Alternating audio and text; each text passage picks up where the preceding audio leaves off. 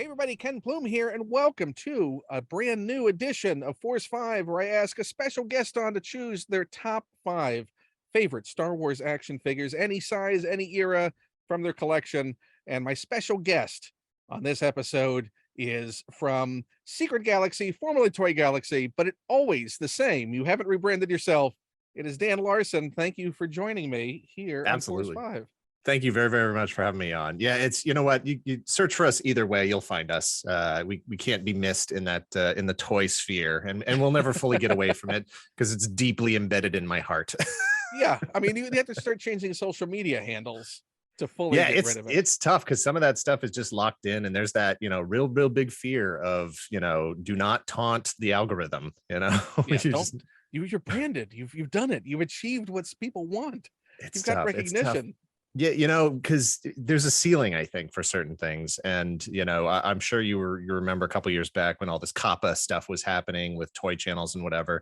And it seemed like anything with the word toy in the title and the branding was like up on the chopping block. Like the algorithm might just say, like, we're not gonna serve you up anymore. And so that's when we really started thinking, like, okay, what does the future of this thing look like? How do we reach a bigger audience? How do we make people realize that we're not just about toys? Right. And you'd already branched into being more than just about toys. Yep, exactly. Yeah, so, we refer to ourselves as a pop culture channel. We're video games, we're cartoons, we're toys, yes. But we've done videos on comic strips, Far Side and those kinds of things. Calvin and Hobbes. Yep, exactly. We did trying to reach beyond that. It doesn't have to have a toy element. We did a video on Max Headroom. There's no Max Headroom toys. You're still you. You've just evolved. Exactly. You're like a Pokemon. Yeah. When we started the channel, we always wanted to be able to appeal to an audience outside of just hardcore toy collectors. And that's how we've always written the show. And that's how we've always, picked subject matter. Now it's just like, well, we got to kind of live that, with the branding as well. So it's exciting, but it's also scary to be changing. I guess you'll know how it goes as it goes. Yeah, exactly. So as far as the picking your 5 before we launch in, was it difficult for you? Yeah. Anybody who's ever watched, because we started as a toy channel and we're for several years, we had lots of different kinds of episodes. We have our main episodes where we, do sort of like history type things, but we also had like versus episodes comparing 2 action figures against each other. We had, 4 minutes or less individual figure reviews. And then we had our photo booth episodes, which was just me, hands in a booth, sort of traditional kind of review kind of video. And once a quarter, at the end of March, 4 times a year, I would pick my top 10 so far. And at the end, I do the big end of the year thing. And the way that I would do that is I wanted the viewer to experience the trauma of having to try to rank these things live. It's one thing if you can sit there and compare and think about all the stories and whatever, but trying to do it live. So I would just put every figure I had bought up to that point in the booth. And it's a live, elimination style thing where I just pick the figures out until there's like, 10 left. And then I got to put them in order. We'll talk after. Listen, I know you're hurt right now, but you got to go. Exactly. But that's what people would say. They would say, all right, another episode of Dan suffering. And that became the draw. And I was like, well, I got to lean into it. Was it more difficult as far as stating that you could choose across any era, any scale? Did that make it more difficult? I started by because you had Mike Case on. Mike Case is a very good friend of mine, and I was like, oh shoot, I might be on that show someday. I better start preparing now. So that was like a month ago or something. You've been in training ever since. There's been a lot of difficult nights. It's easy to go from all the Star Wars figures to like a couple dozen. I can eliminate just about every single Clone Wars figure, every Funko Pop, just like I can get down to here pretty quick. And then, that get it down to like maybe 15, 20. And then it's a bloodbath, it's like, I don't even know how do you rank it? Like I went through, I'm sure if you've seen the website, galacticfigures.com, they used to be Jedi Business, but they have a pretty comprehensive listing of just about every 3 3/4 inch and 6 inch figure. Database. It's great. And then the other one is Jedi Temple Archives. Both are horrible gateways to eBay. Yeah, yes. And a little clunky. Both are a little clunky. Yeah, but if you're wanting But to save money, do not look yeah, sure, to sure. either of Yeah. those sites. Yeah. But they're pretty good archives of what's out there. And so I spent my free time, for fun, just making sure I didn't miss anything, like, and I ranked, I put a database together and I was like, okay, well, here's my top 5 vintage. Here's my top 5 Black Series. Here's my top 5, modern. Here's my top 5 Disney stores. So I had all this stuff and I was like, I need to make sure I'm not missing anything. So Not knowing you got to pick from all those. So, well, let's go back a little bit and talk a little about your collecting journey.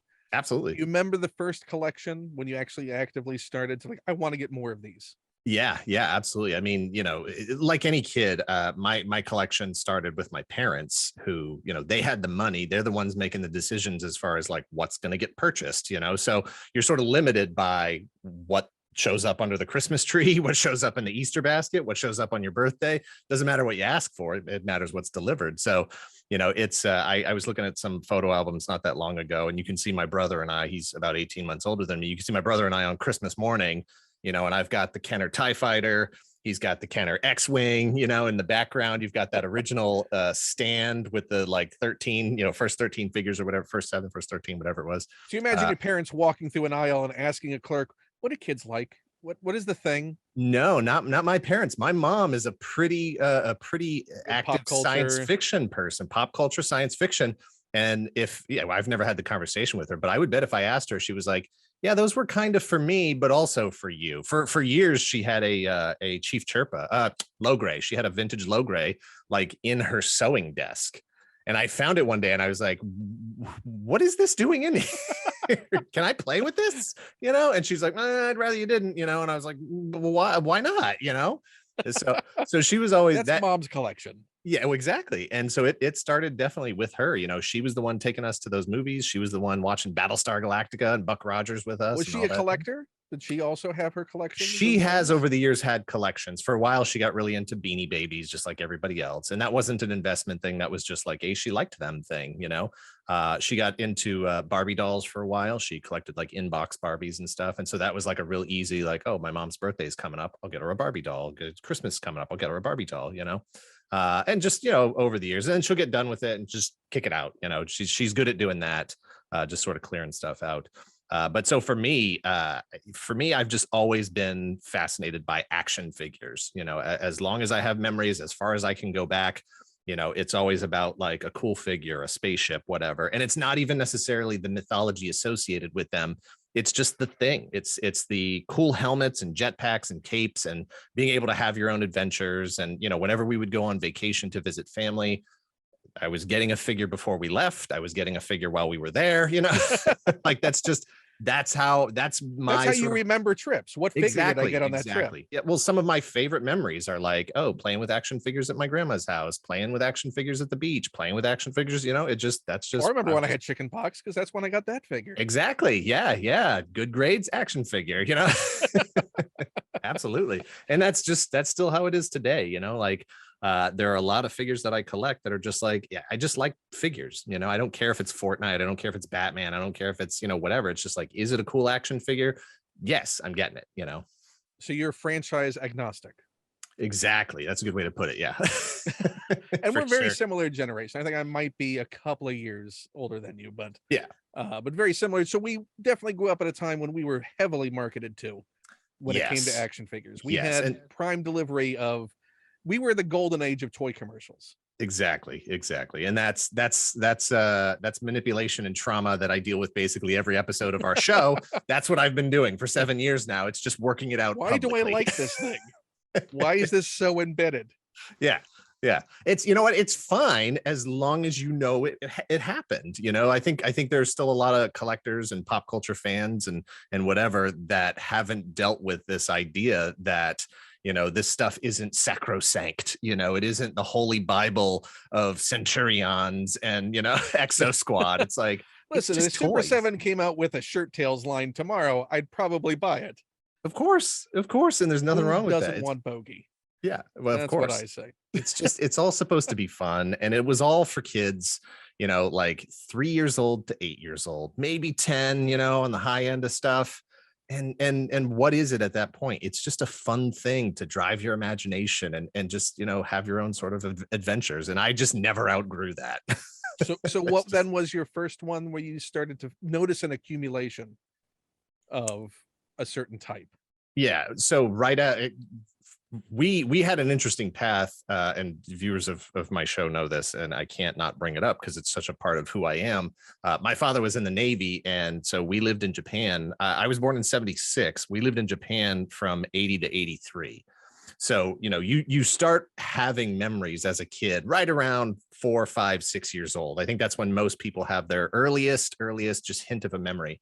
So that's when I'm like, bam, thrown into Japan, you know, and like, I know who Spider-Man is. I know who Superman is. I know who Batman is. But then over there, it's also like Gundam and, you know, Super Sentai shows and all these other Japanese sort of superheroes. And it's just this completely different sort of culture shock, pop culture shock, but in a really fantastic way. And it just, you know, completely changes. So, you know, we're bringing over from the US, we've got our basically Star Wars action figures, Star Wars, and some like, you know, Mego. I remember having a Mego Spider-Man, Mego Captain Marvel, those kinds of toys, and then a bunch of Star Wars stuff. And then the rest for 3 years is Japanese toys, you know, or like I think Empire Return might have Empire 79, Return is 83, I think.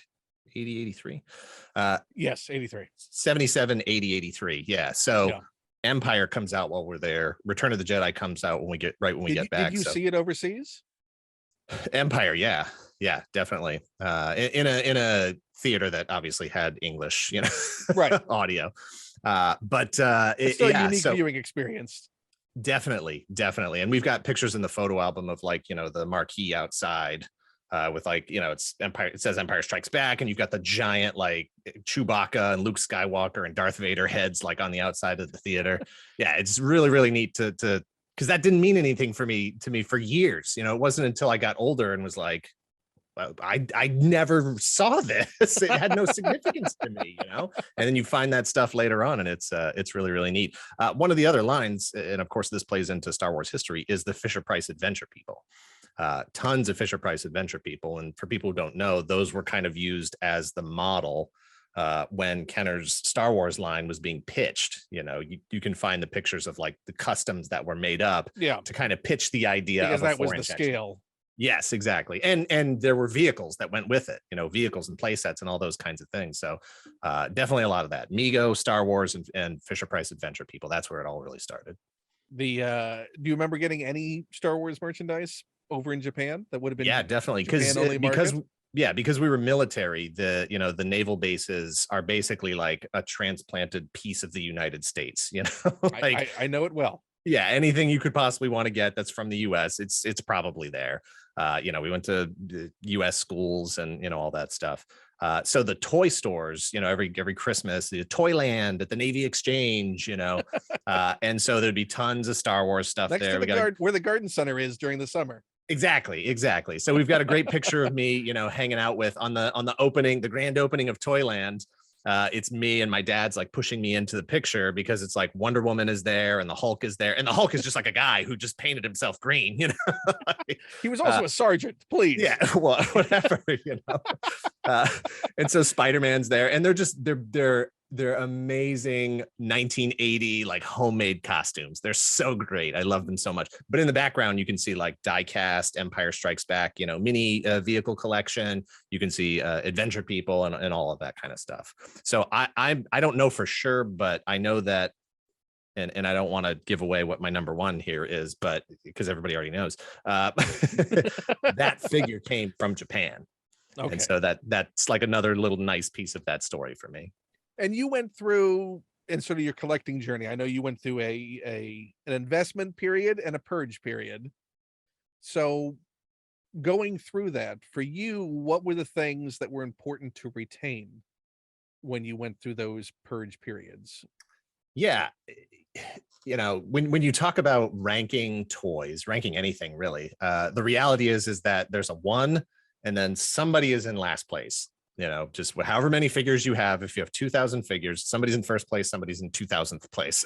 So, you know, when you get into those times where you say, I've got too much stuff, or the taxes are due, or I'm unemployed and I need some help paying my rent, or somebody's sick, or whatever thing happens, 2000 goes away, 1999 goes away. You start at the bottom, and sort of work your way back up towards the other Sometimes when things. things are bad, though, number 10 goes away. You never. Well, that depends on what they're actually worth.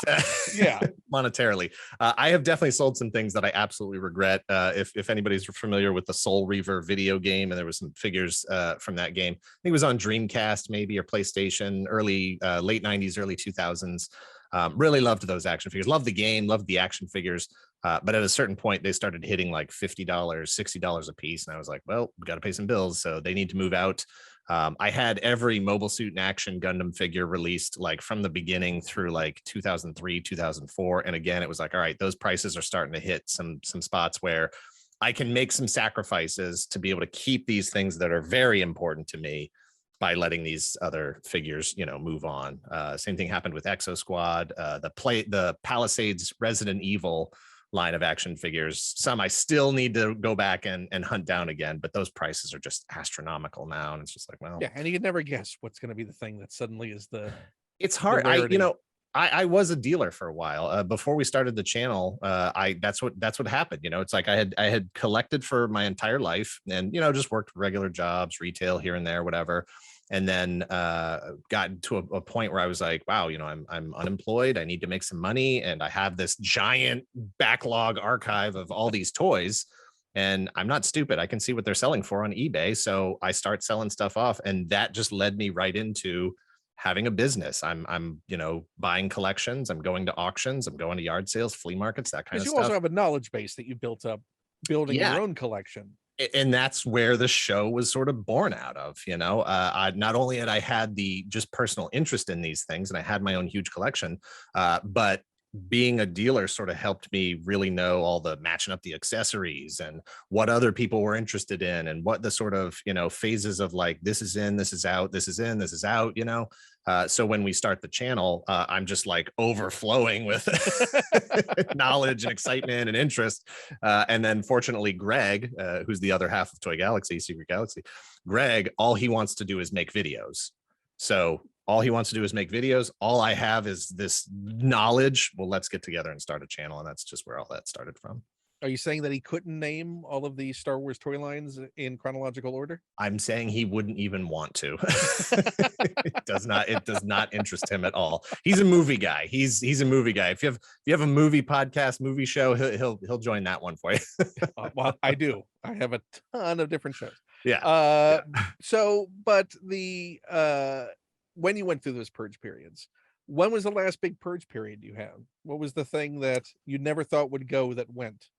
It's now, if we have a video on our channel called Why I Sold My Collection, and it's a little clickbaity of a title because obviously I still have thousands of action figures, but there's actually a lot of truth in it, in that I had gotten to a point where I was doing the thing where you buy 3 of each. When Power of the Force 2, a lot of people talk about Power of the Force 2, 1995, that's what brought them back in.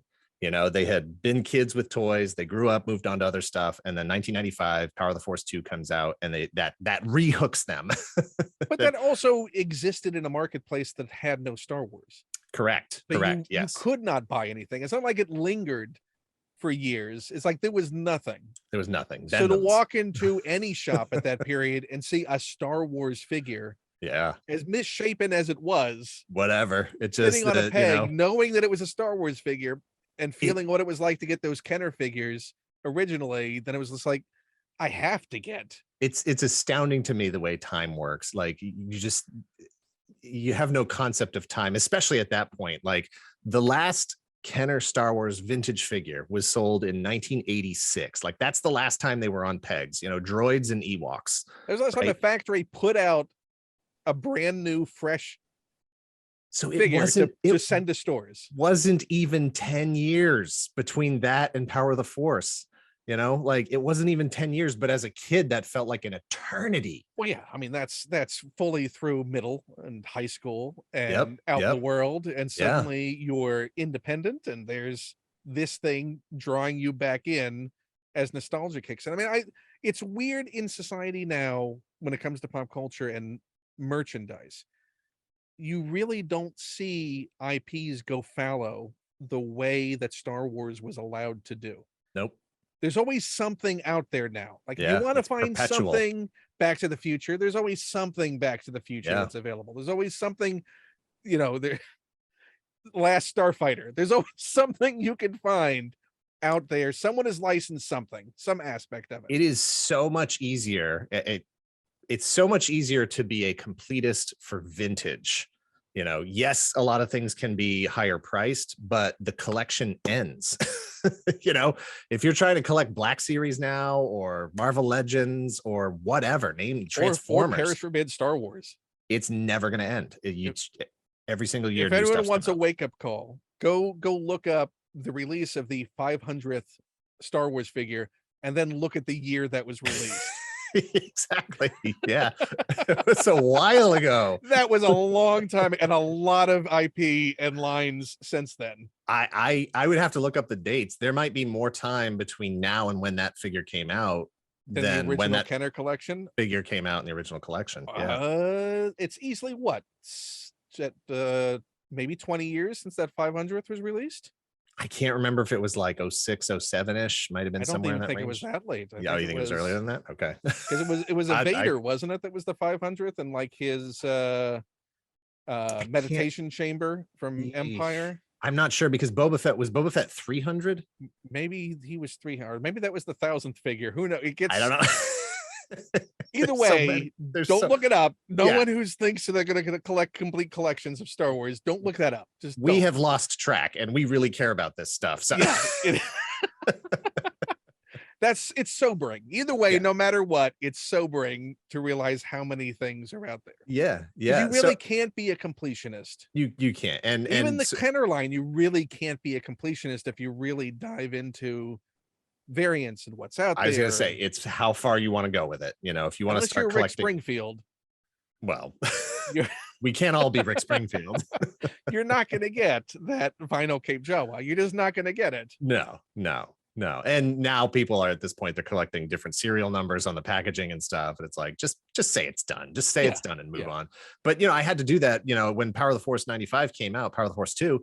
I was doing the buy three, one to open, one to keep, one to sell for, in the future, then become a millionaire because, you saw what the prices were doing on vintage figures. The problem was everybody was doing that. Yeah, in every aspect of pop culture merchandising at the time. I mean, the boom was happening in it was happening in comics, it was happening in toys, and sports wasn't immune from it. No matter where you looked, everyone thought everything was an investment. We used to, I went to college in Providence, Rhode Island, and that's 2 exits down from Pawtucket, Rhode Island, where Hasbro is located to this day. And they had a store. They had the, company store that was right there. And so when Power of the Force 2 came out in 95, I'm a sophomore in college. And so my friends and I who were into collecting vintage were like, oh my God, like we can go right to the source, so we were every week, the first Power of the Force 2 Boba Fett I bought from the company store in Pawtucket, but they had a ton of starting lineup. So it would be like the Star Wars guys would be coming in, the starting lineup guys would be coming in. And eventually they had to close the store to the public because the starting lineup guys. So thanks, starting lineup guys. You ruined it. Yeah. Well, anyone who's been to Dragon Con on the same weekend as a game will know what that clash is like. So I did. I had to purge tons of stuff, all those figures, just not enough space. Cause you move out and you get jobs, you got tiny apartments and stuff, and you run into financial hardship, whatever. And any years, particularly if you have stuff like that is investment, quote unquote, that it's not opened, it's mint and box. There are a myriad amount of circumstances that can remove that mint and box status over the years. Yeah.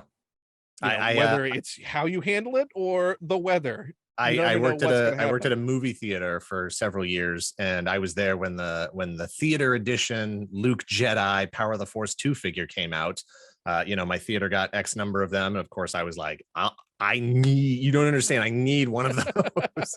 And I had it for years, and it was just it was not in the light. It was in a, just in a bin with some other stuff. And then one day I go open that bin and take it out, and the bubble is just not connected anymore. Yeah, come to find out, no, I don't think are there any versions of that figure that have a connected bubble at this point? I don't. At this point, I would be shocked. I wouldn't believe somebody if they said they had one. Because it had probably the jankiest glue they could have put on any figure. And at this point, I can't remember.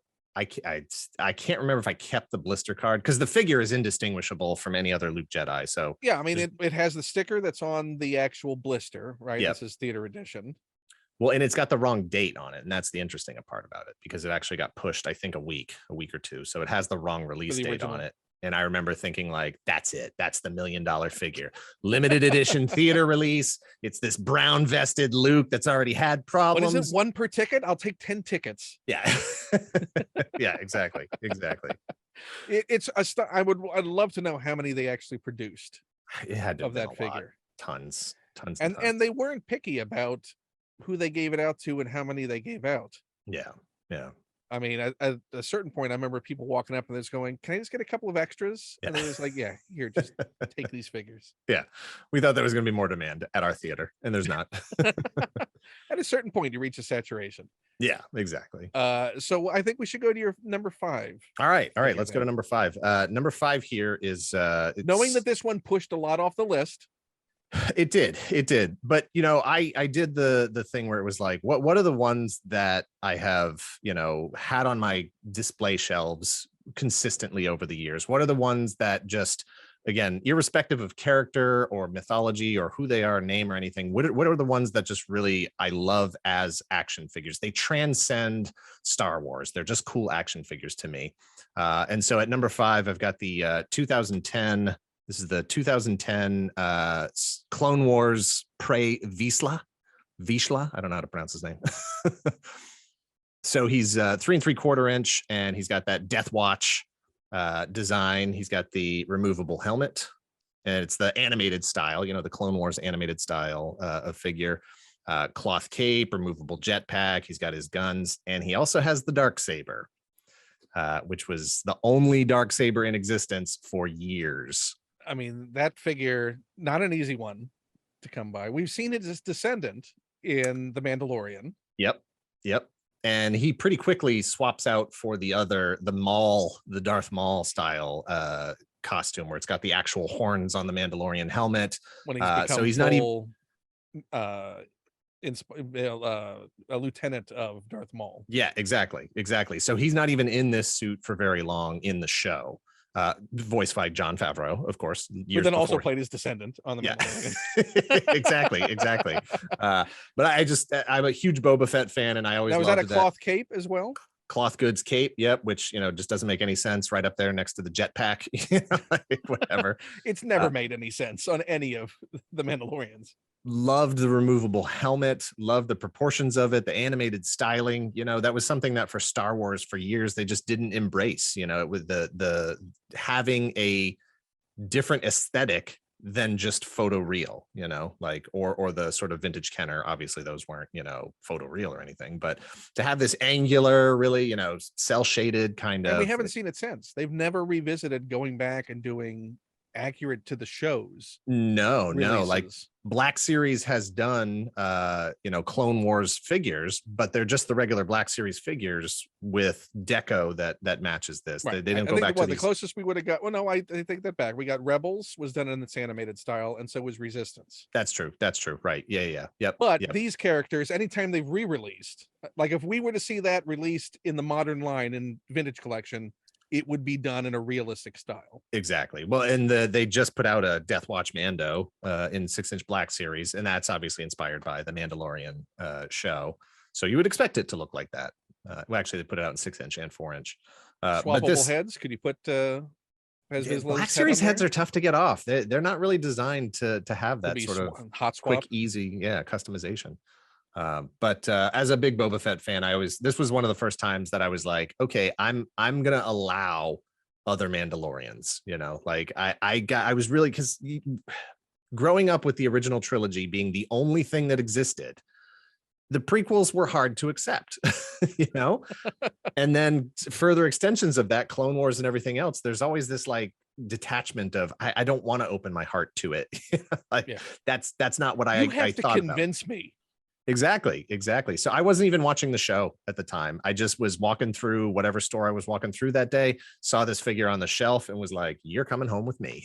So it was love at first sight. Exactly. And it's just always been on my shelf. And since then, I've done a full watch of the entire Clone Wars series. You know, I know who he is in terms of the mythology now and the significance of the dark saber and, you know, all that stuff. And so that actually made me like the figure even more.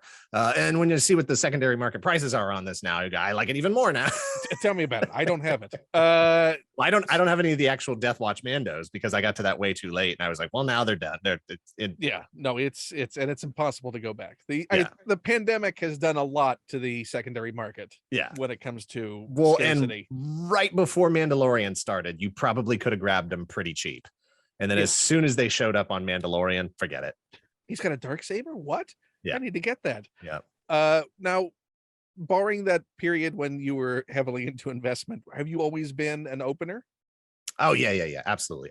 Yeah. No, I very rarely keep anything in the package because it's not, the package means almost nothing to me.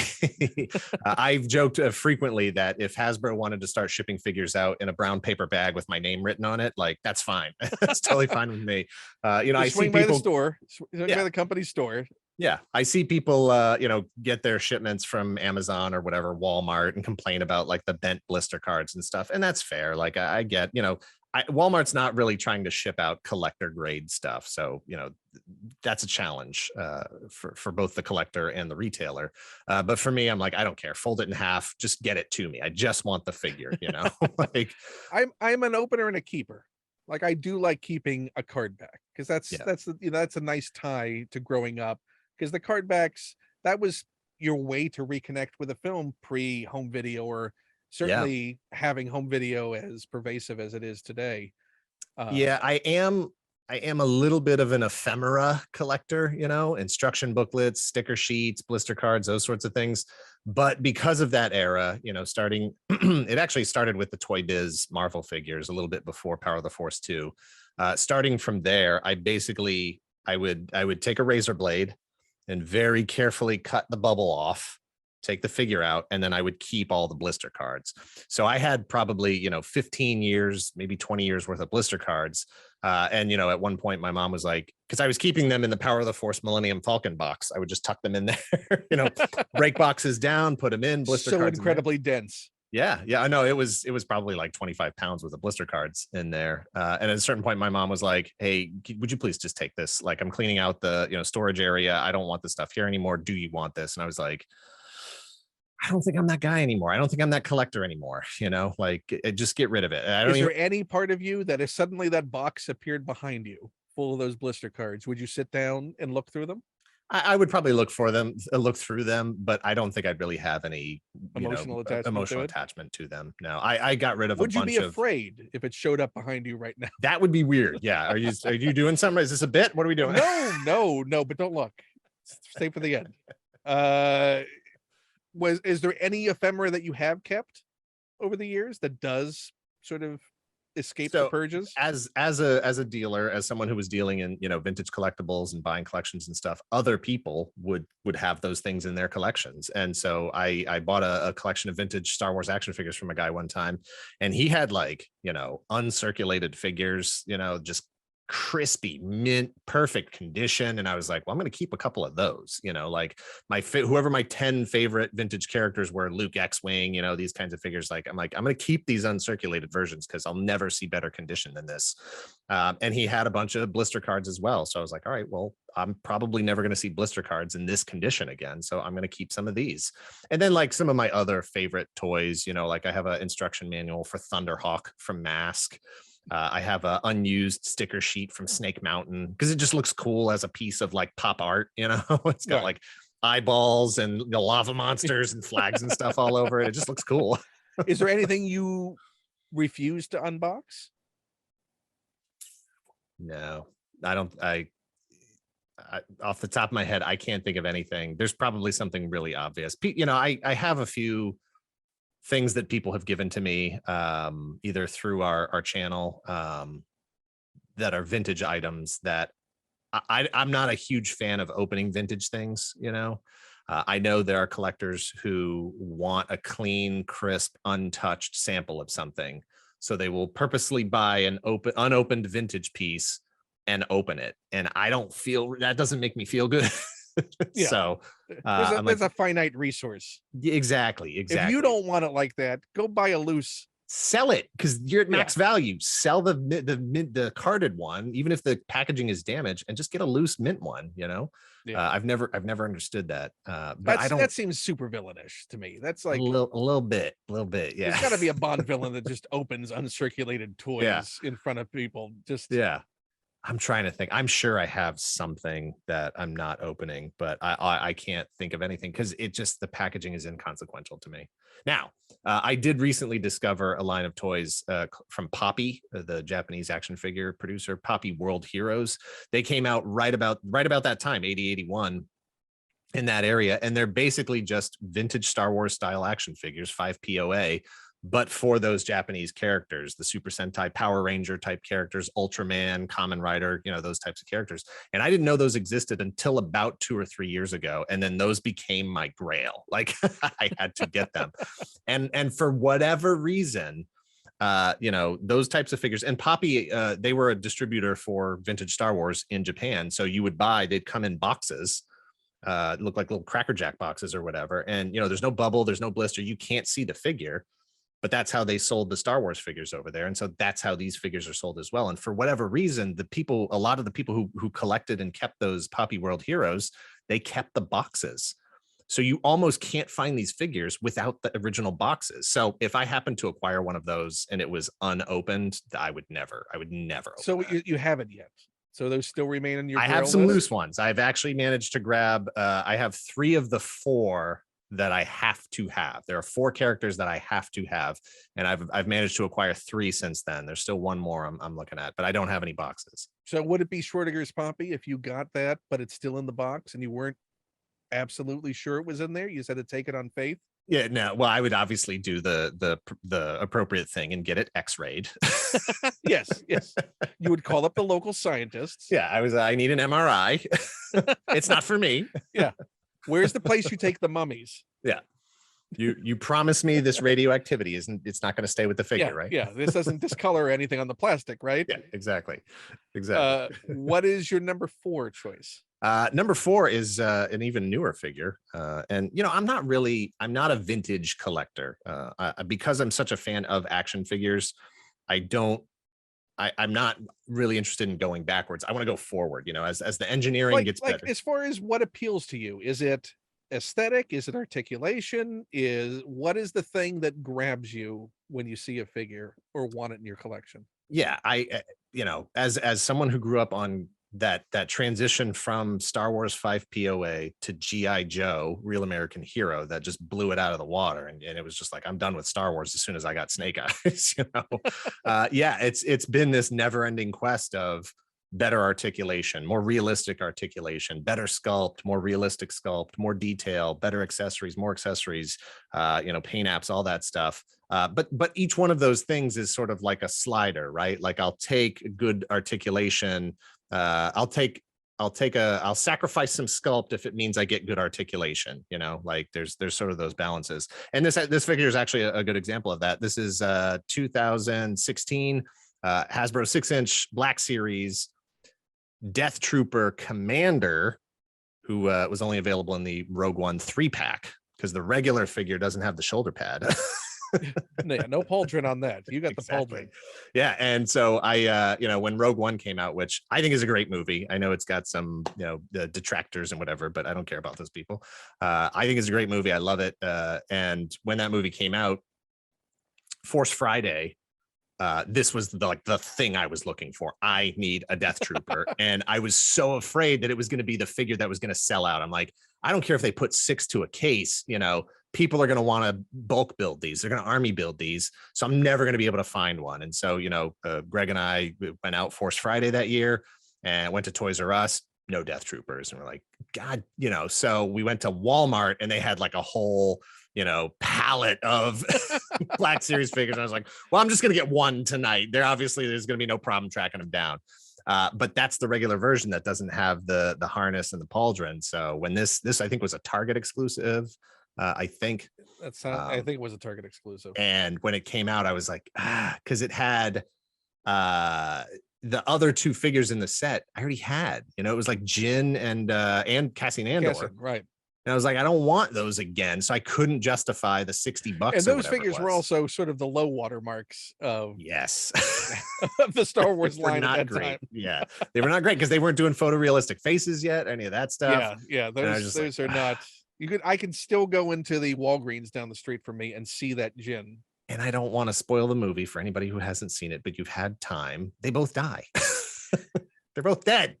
Yeah, no, it was one of the nicest things they did for collectors to re-release those figures with the photo reel. They were good sculpts. They were good sculpts under there. Absolutely. There are customizers. I've custom seen painters. no better advertisement for photo reel than the night and day difference between the original releases of those characters. Absolutely. But I love these guys. Have you army built them out yet? Did you get more? I have one squad leader, and I think I have 4 regular Death Troopers. I only bought this set once. I just needed the one squad leader. And again, great sculpt, minimal paint apps, but it doesn't need a lot of paint apps. You just got the sort of touches over here. Some of this stuff gets in the way of actually posing this guy up, but I can do what I need to with it. How do you display? What is your do you go for a scene? Do you set up a scene? No, not so much. I recently redid my display. It used to be, well, if you watch our videos, you can see what it used to be. It's just in the background. So, every once in a while, maybe every 3-4 months, I would swap up what's in the background of our videos. And those weren't posed, they're just sort of like, just put stuff that's going to be like your background, right? Like it's like visual, stimulation, basically. Right. The viewer needs something to look at while you're talking, constantly. Fireworks. I got fireworks going on. Yeah, exactly. So that's all that was. But then at a certain point, a year and a half ago, so October of, I think we've been in this space for about a year. So so we're coming up on a year in this space. We had spent 7 years shooting in my living room with that wall as our background. And then all of a sudden we were out of there and we didn't shoot the show anymore. So it was like, okay, well, what do we do? What do I do with my collection now? So I gave the bookshelves back to my wife, who was very nice. And, if you go back far enough in our archive, you can see the books on the shelves still. But, we had put those shelves up for her books. And then we took over. The show took over the living room. And so we gave the books back. And I'm like, well, where does my collection live now? Like, what do I even want? What do I even want my display to look like? Am I going to go buy a bunch of Detolfs like a lot of people do? What am I going to do? So we took the month of May off last year, took a whole month off. It's the first time we'd ever taken a break or vacation since we started the channel in 2015. And I said, you know what, I'm going to figure out, I'm going to design my collection, my display from scratch. And so I hopped on Amazon, found some DVD shelves because they're shallower, and bought 4 or 5 of the like 2 foot wide, 3 foot wide, whatever they are. They're like 6 feet tall, and basically just did a whole wall in our front room that's just for my collection. Interchangeable shelves. I can set them at any height. And so there's all these just sort of like, there's 3 or 4 Marvel Legends figure on this shelf, 3 or 4, all the Black Series bounty hunters are on this shelf, Now, do you swap? Are you curating like, okay, we're going to move you out of the rotation, we're going to put this in? Yeah. Well, and I, what happened, man, in the COVID years here, sitting at home, I'm going to buy something again today. Like I was in a very, very privileged, very lucky position where I was working for Microsoft at the time. I had been working in the retail stores, like Apple has their Apple stores. Microsoft had retail stores as well. And I was working there when all the lockdowns and stuff started. So Microsoft took care of us. The first like 3 weeks of the lockdowns, they were like, don't even do any work. We're going to pay you. You're all set. But don't do anything until we figure out what's going on. So I had like a 3-week break from like work. And it's like, all right, they're paying us, and it was even a situation where it was like, if you agreed to keep working during COVID, because they were also in a position to be able to say, we know you have family obligations, people have children, you might now have to be a teacher, like all this other stuff.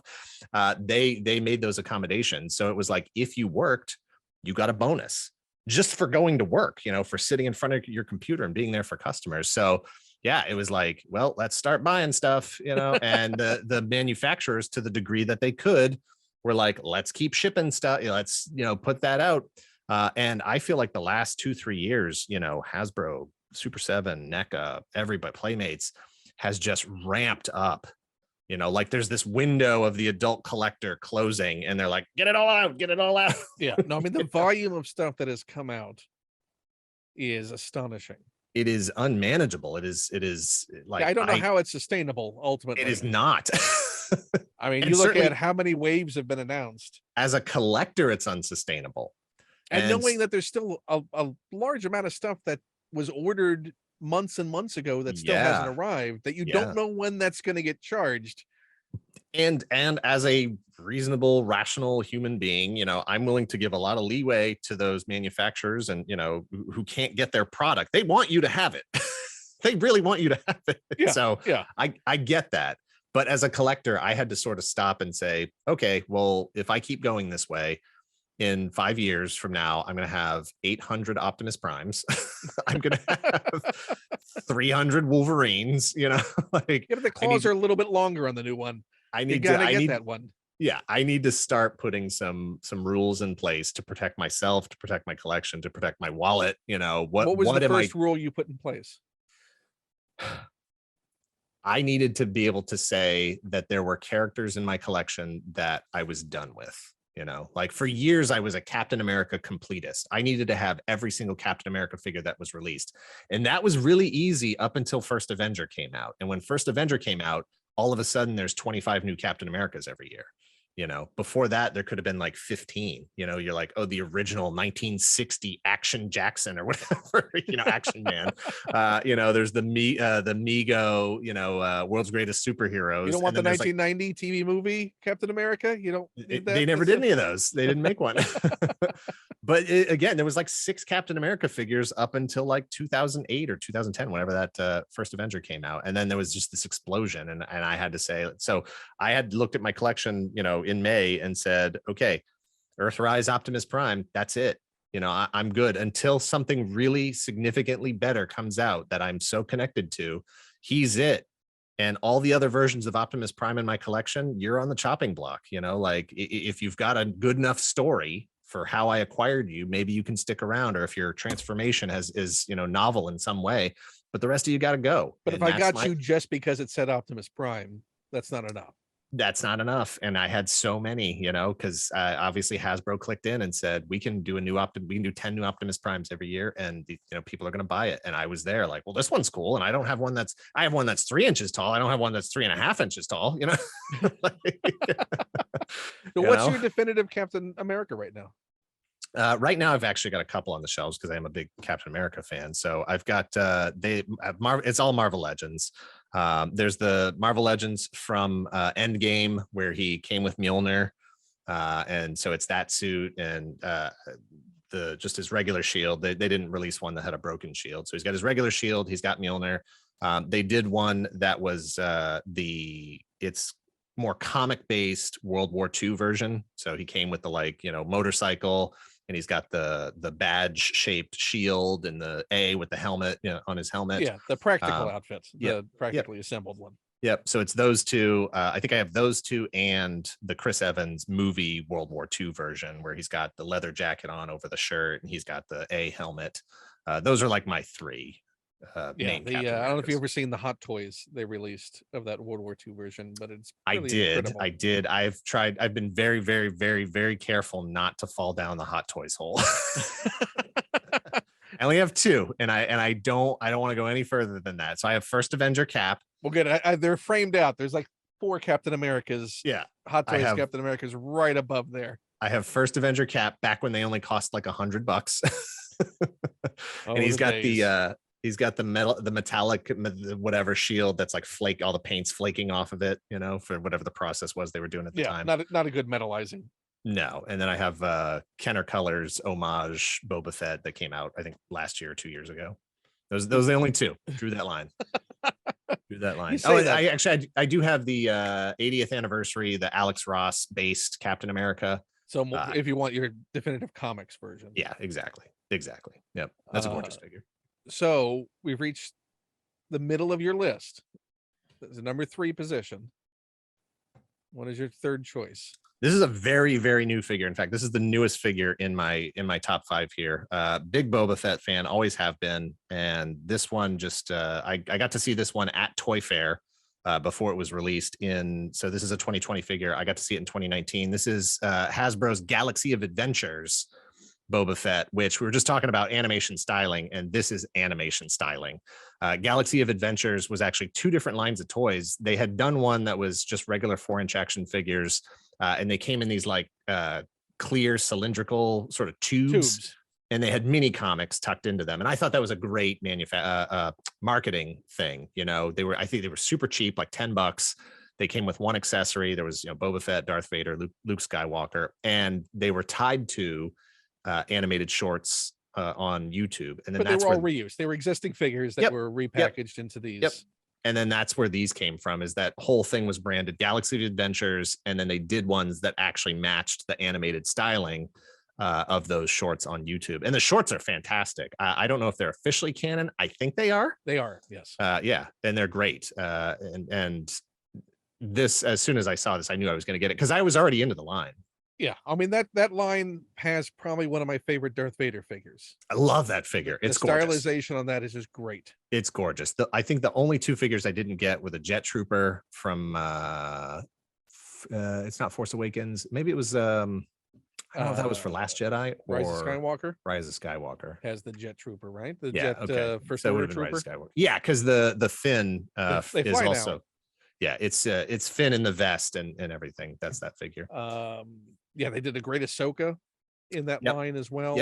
Yep. The all Chewbacca of them is also fun. Kylo Ren's great. Han Solo is fantastic. Luke Jedi is fantastic. I think the weakest ones are probably C-3PO and R2-D2. Yeah, the 3PO really is really not good. Yeah.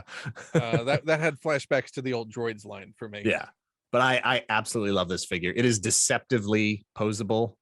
Really all it's missing is like an ab crunch. It's got everything else you could possibly want on it. His rocket is removable.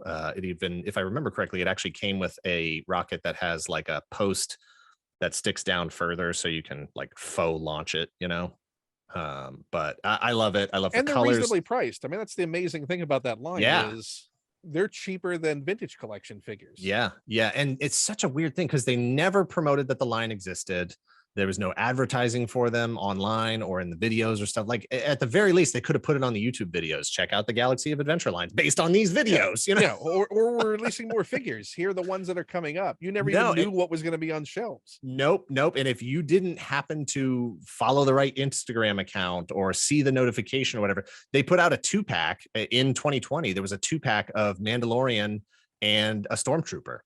And it just popped up one day and I happened to jump in real quick and order it. And then it was just gone. And, 1 or 2 people who follow me who were collecting it saw it. And then like 3 months later, people were like, where did that figure even come from? Like, how did you even get it? I was like, and where did it go? Exactly. And then this one in particular, this is actually a variant that I need to reach out to somebody at galacticfigures.com and let them know that they don't have this variant listed. I got this one from Amazon Germany or Amazon Europe because that was the only place it was listed. It hadn't even been listed in the US yet. So I immediately ordered it from there, and this was the figure I got. And the helmet is gray, and on the package the helmet is green, and the show the helmet is green. Right. The version of the figure that is most commonly out on the shelves is green helmet. So I have both. I have gray helmet and green helmet. Personally, I like the gray helmet better. But the green helmet is more of the gray out there.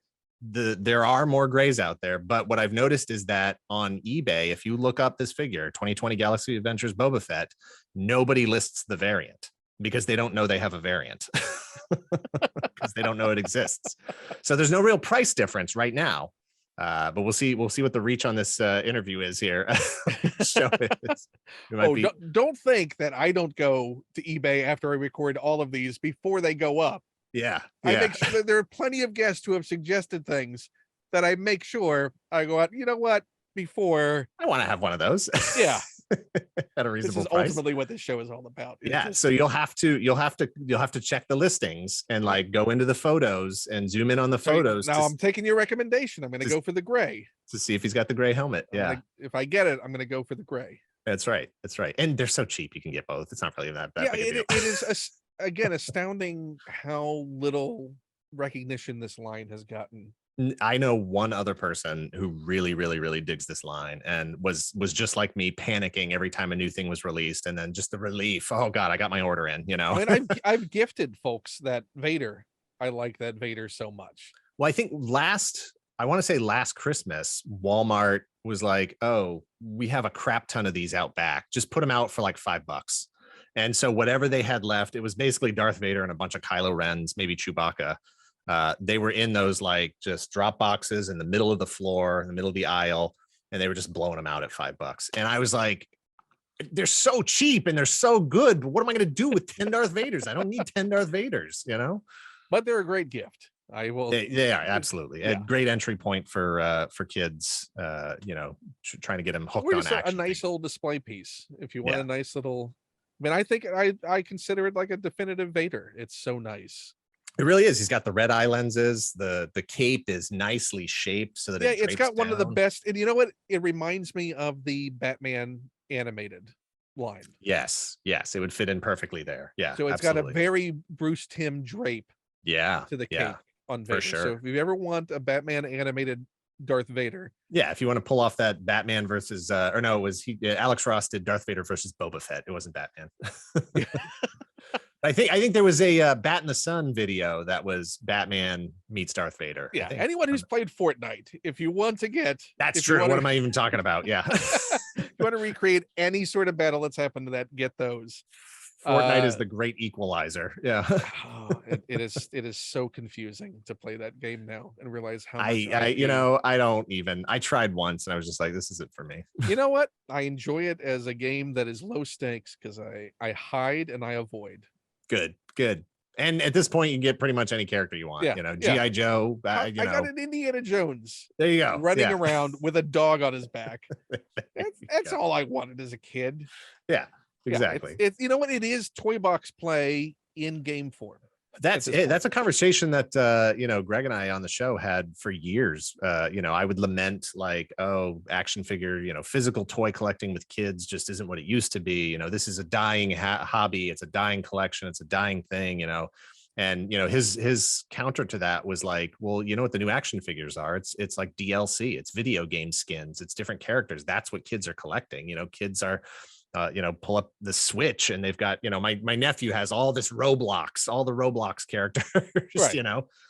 And I think that's the case. I think people who've been playing Fortnite for a long time have a pretty good little action figure collection in their Fortnite. Yeah, and your articulation is things like, oh, well, I got this emote for it. Now I can, Yeah.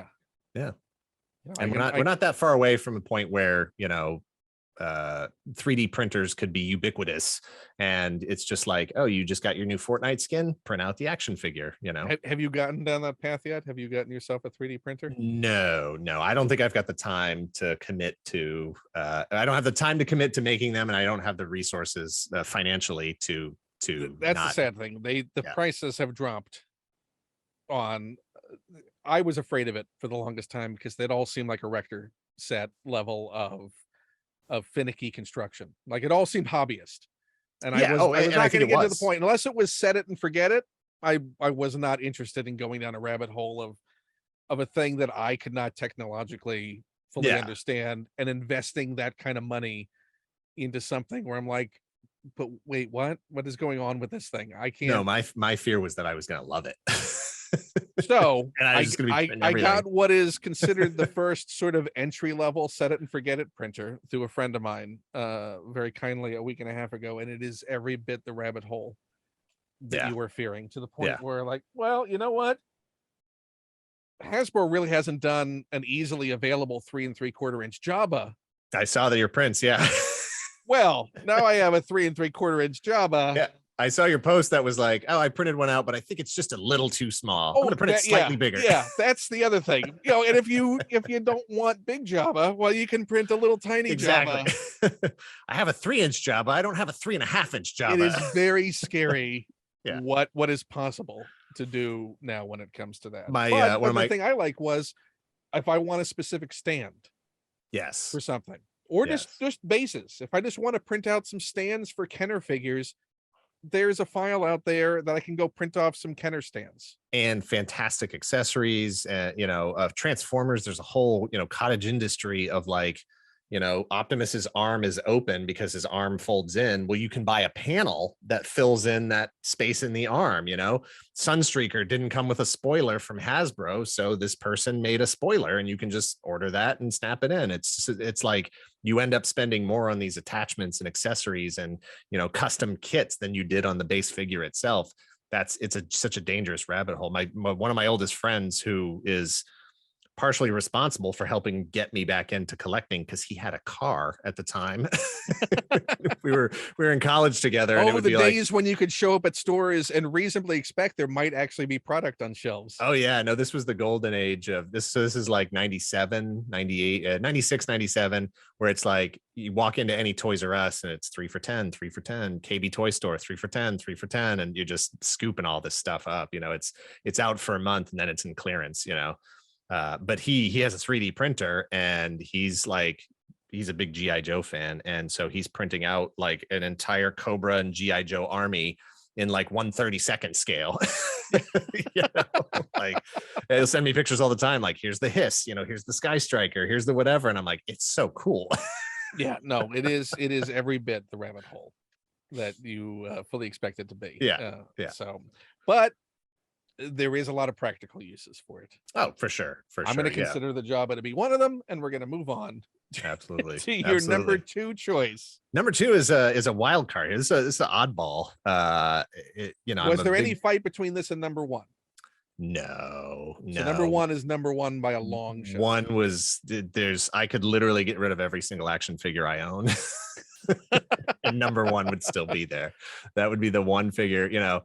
So the only fight number 2 had is with 3, 4, and 5. And I don't even know if there was that much of a fight, because this guy's just so unique that it doesn't compare. Like, you know, guy in a helmet, you know, guy in a helmet with a jetpack, guy in a helmet with a jetpack. You know, I am sensing a pattern here. I'm pretty consistent about what I like. 1998 Power of the Force 2 Kenner lacked Sivrak. Doesn't fit that model at all. He's Star Wars Werewolf. I love this guy so much. Like 5 POA, but not. The 5 is only because he's got his waist. This neck doesn't turn at all. And first of all, he's a werewolf. He's just he's a Star Wars werewolf. And at the time he came out, he was still in the movie, right? Like he was still part of Star Wars. Yeah, he had not been digitally replaced yet. Yeah, what a crime. Like, I get it. I get that at the time, you know, Lucas was making Star Wars. He couldn't make the kinds of monsters and aliens and stuff that he wanted to make. So for decades, having a guy sitting there in a werewolf mask was probably embarrassing to him, you know, like he probably hated that. And the second the technology existed where he could take that out and put in some other weird masked character, you know, he did that. And I'll never understand. I'll never understand really why those changes to the cantina scene were made. But it's not my movie. He did it. What are you going to do? I have the original copies that I can watch, you know, so. But they're all insert shots. So you can imagine that Lack is just over to the side, and it didn't replace anything with that new alien. It's just a different shot was chosen. Exactly. Lack's like still there. It was just I have the power to do it, so I'm going to do it. Yeah. You know, it didn't need to be done by. They came in to do a reshoot. Lack was in the bathroom. They had to get a stand-in. Yeah, it's stupid. It's so stupid. But I love this figure. This is one of those things. It's like one of the last of the like posed. Because Power of the Force 2, the early Power of the Force 2 didn't just do the up and down sort of a static pose. They actually tried for like a little bit of action posing. Yeah, but he's still got a pretty neutral stance for a space werewolf, you know. I mean, but he does. He's got the, you know, the dog legs, the reverse knee here, you know, the thing going on, and just his claws. But his, you know, just regular Tatooine. I mean, he looks like a Jedi, you know, as much as Obi-Wan was dressed like a Jedi, he's basically just dressed like a Jedi. And I know that in the successive decades, there are werewolf Jedi. I don't remember the guy's name, but then they've made figures of him. That species still exists within the Star Wars universe. Yeah. Exactly. So, I appreciate that he's still out there and that the character, the species, pops up every once in a while. But this is just one of those figures that transcends for me Star Wars. I've just always loved it. It And it's, just, there are a handful of figures that exist for things that no longer exist in Star Wars. right. So like the spirit Anakin Skywalker, which we got in Power of the Force 2, as well as the original Kenner line, doesn't exist like that. Can I take this opportunity to introduce one of my honorable mentions? Yes, by all means. So this is the 98 90 I wrote it down over here. 98 Kenner action collection. They're 12-inch Boba Fett. This is the redo on Boba Fett because the first one, tiny little head, not a very good figure. So this one did a lot better, but this is the one that's electronic and has the actual, if I can never find the button on this thing. Hang on, let me see if I can. It has the original voice. What if he doesn't survive? Put Captain Solo in the cargo hold. So this is before the prequels. Before Tamura Morrison became the voice of every single stormtrooper, and then obviously Boba Fett as a son of Jango Fett. So I had this one back in my original, when it was originally released. I bought it from KB Toys. And then I had every single 12-inch action figure from, the prequels, from the original trilogy. And that was one of those collections that I said, okay, those all gotta go. I had the dewback, the speeder bikes, these giant things that just would never be sold today. I said, I'm going to keep the smaller stuff. I will say that 12-inch line speeder bike and biker scout is gorgeous. One of the best things yes. that Hasbro ever put out. Absolutely. And with a repaint, it would stand up to anything that Sideshow or Hot Toys could release. The proportions on these are a little weird. Even in the sort of new body style, the arms are really, really short. I wish they were longer. The helmet's not perfect. They feel very stuffed animal-ish. There's a weird padding to the bodies. Yeah. They're weirdly proportioned. The head is still too small for a head that's supposed to be in a helmet. Boba Fett's helmet, when you see that costume, the helmet is huge. It's so big. All the helmets are huger than you think they are. Yeah. In Star Wars. Exactly.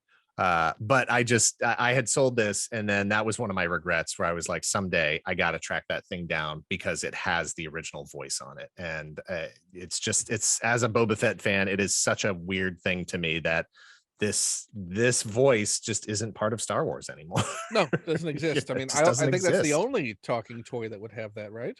I had a keychain. I had a keychain that was just Boba Fett's head. I think I still have the keychain somewhere. I just got to put a new battery in it and something. And it had basically the exact same voice chip in it. Same samples, same everything. And you just press it and it makes the noise. See, George, you can't erase everything. No, not for me. Not until you're going to have to take me out. George is still out there. He has some money left. Yeah. I hear he kept some. Yeah, I'm not going to taunt him. Just take a hit out on me. But yeah, they also released for that same series that Evolution of Vader set that also very much prominently features the spirit Anakin Skywalker, Sebastian Shaw throughout. Yeah, and even there's the figure. So that's the three ghosts, I think, is the set you're talking about. Well, they released them individually carded, an Anakin.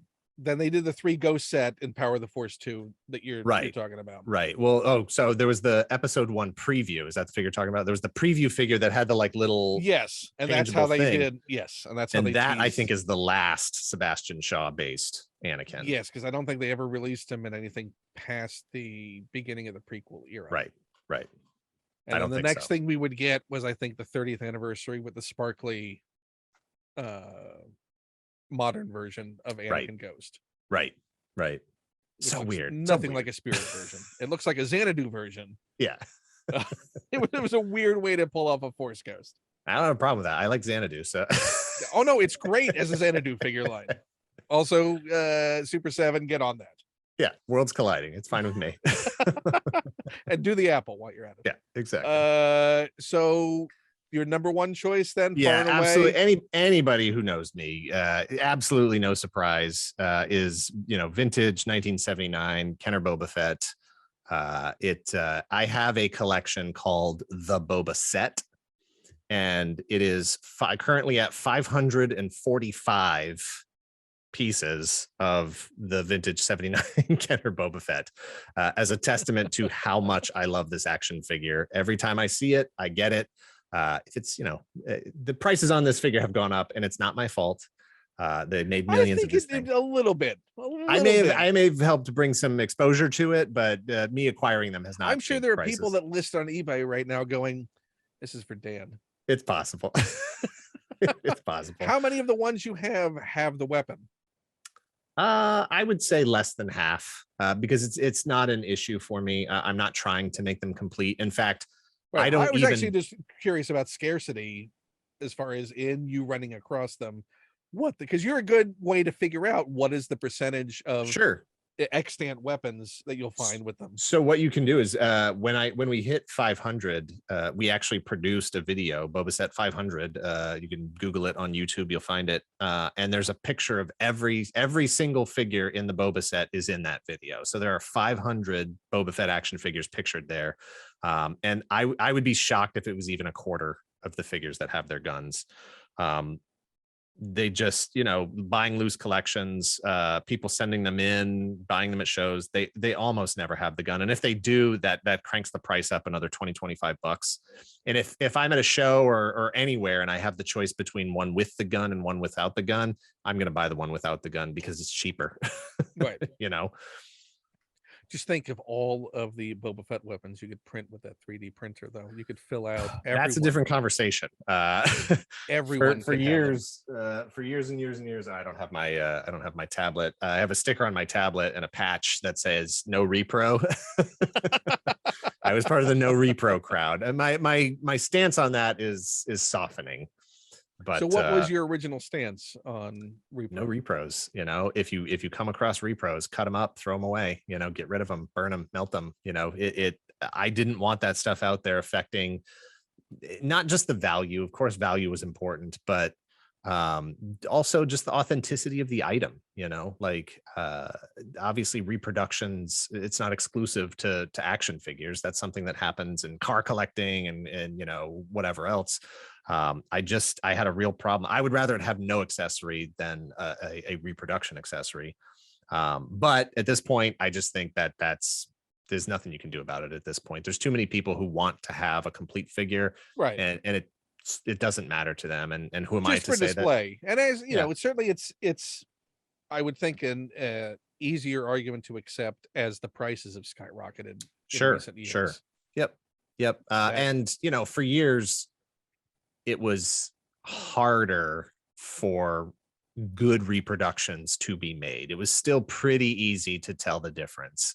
But now it's just there's so many reproductions that are so good that I don't even know if I could tell the difference anymore. Right. And that will pass the various tests that people have said are definitive for testing those things. So exactly. And I'm sure a lot of actual authentic weapons have been lost by people thinking that they were reproduction. Yeah. I mean, I look at a lot of the stuff when I'm purchasing it, no matter how reputable the dealer is, and I go, you know what? I'm just taking a leap of faith on this. Am I going to get it anyway? And I just need to be content with it. One day I may find out, no, it was a fake. I may never find out. It may just exist as it is. Yeah.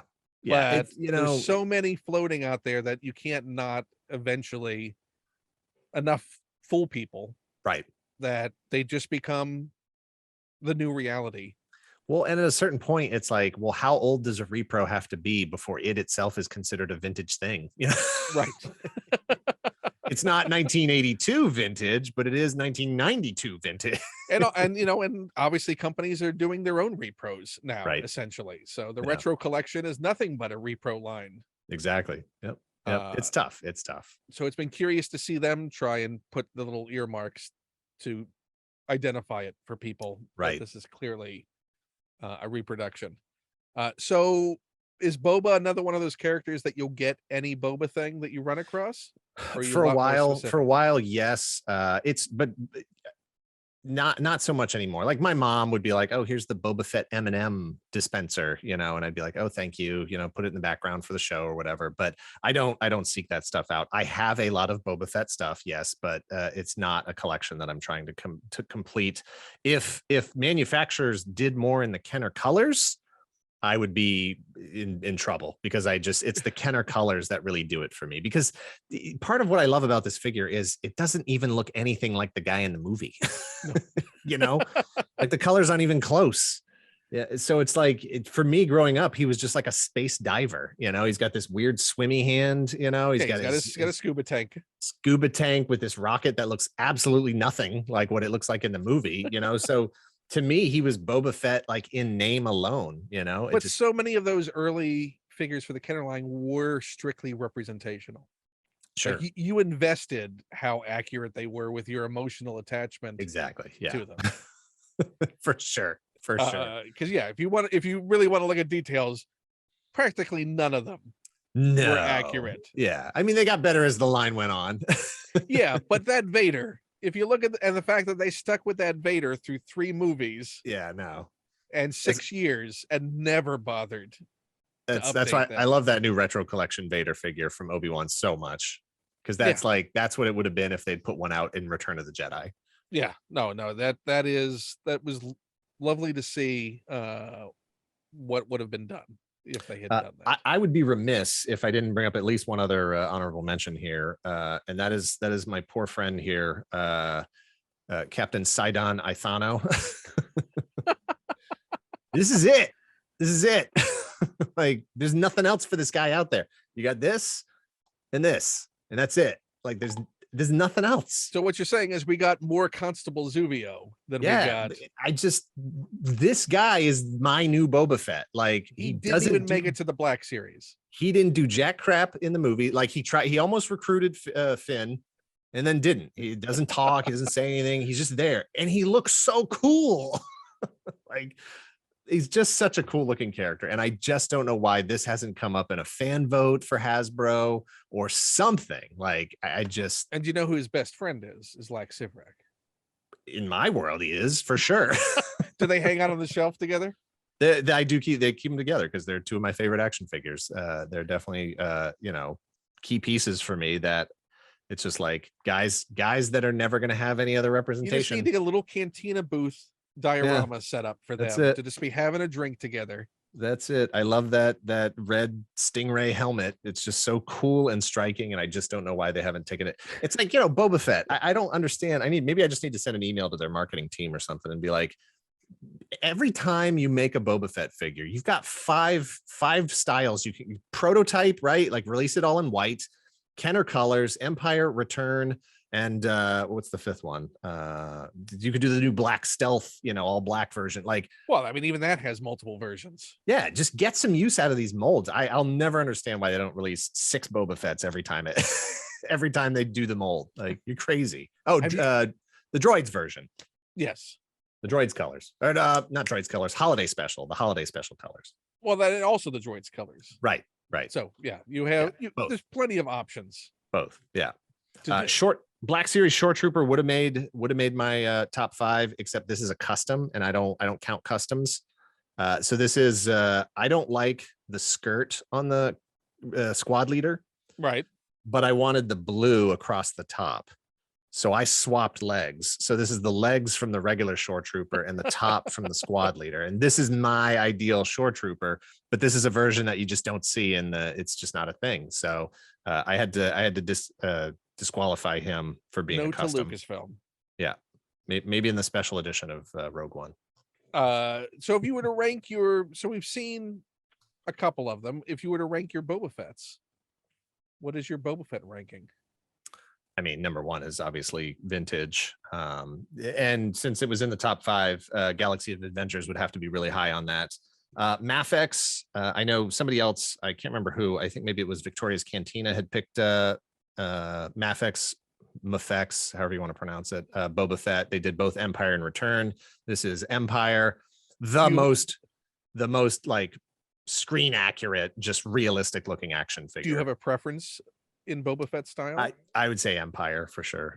Or are you talking about manufacturer? No, for in the style of costume. Like I'll actual take style. Yeah, I'll take Empire. I always want Kenner colors, but nobody does Kenner colors.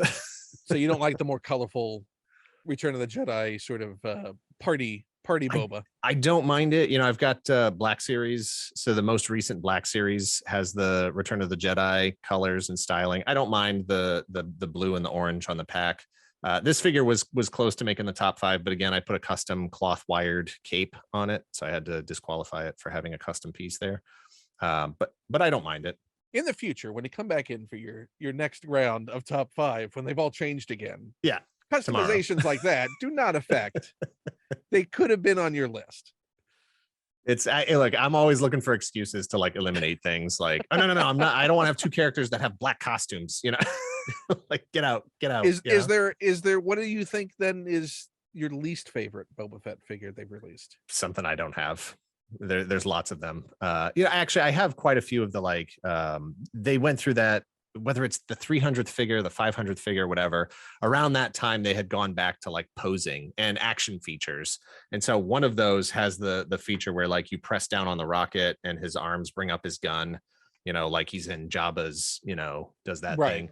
I'm thinking he was the 300th because that seems around the early 2000s. I think so, because he's got that action feature. I think he's got a cloth cape. And then I think also it's got that, jetpack exhaust base that the rockets can plug into, so it makes for a nice diorama piece. But as action figures themselves, they're in that zone of like, no, I want posability. I want it to be able to move.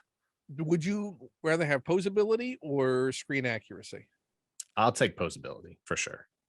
Like this Mafex figure is incredibly screen accurate, but you can't really do much with it. Just the limitations in the sculpt and the posability, it's just not there.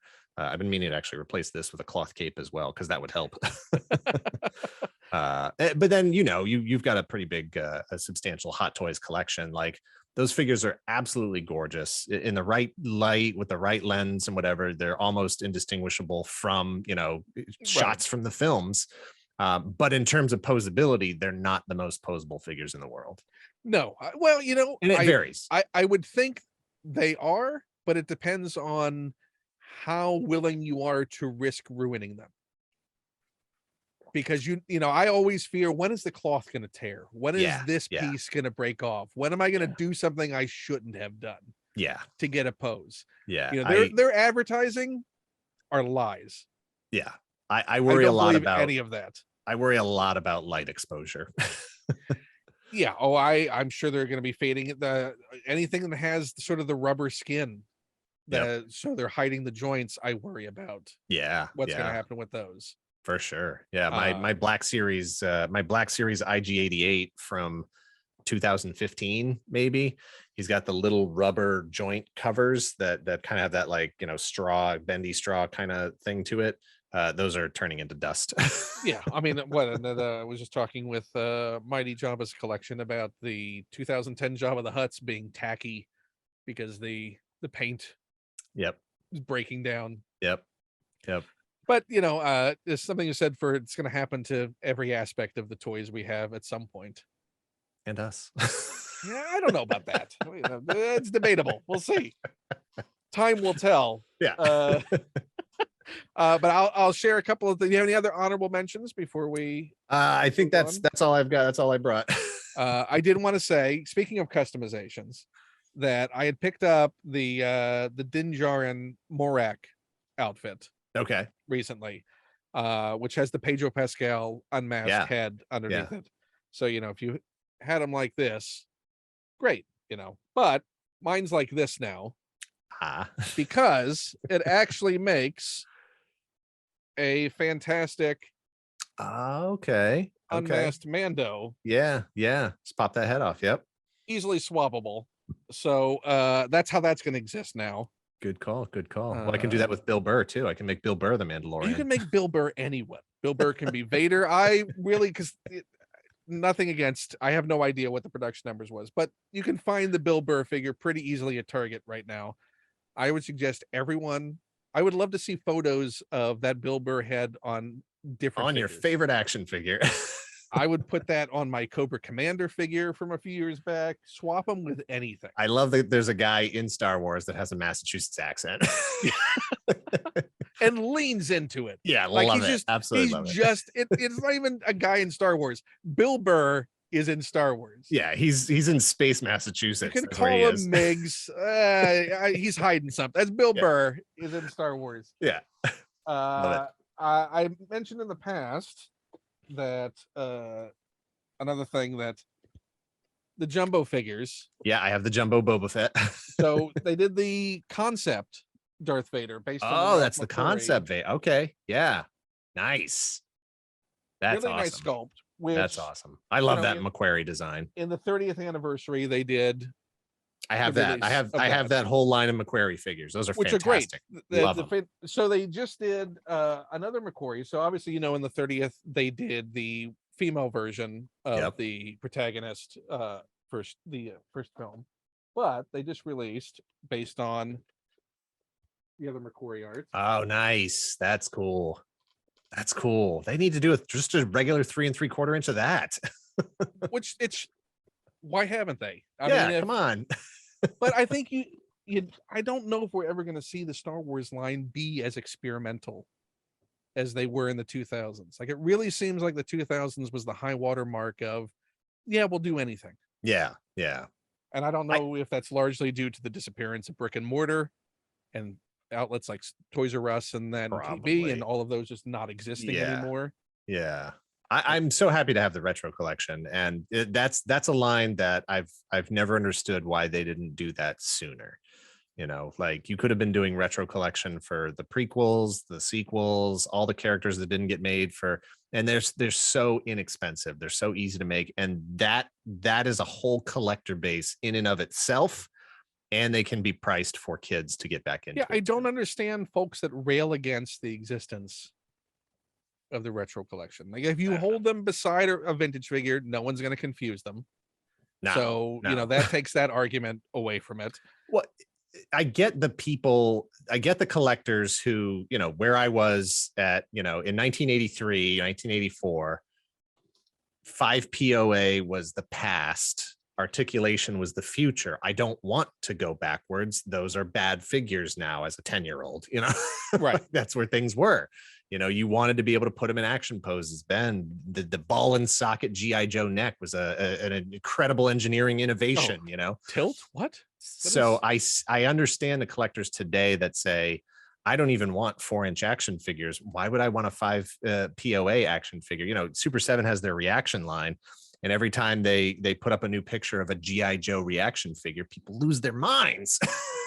Like, why would I want less articulation? That's not what GI Joe is about. There's no precedent for that. Why would you backtrack on that? Exactly. And I can also understand the argument of folks who say that it's a finite budget at Hasbro, and clearly funds have to be allocated for an existence of a retro collection.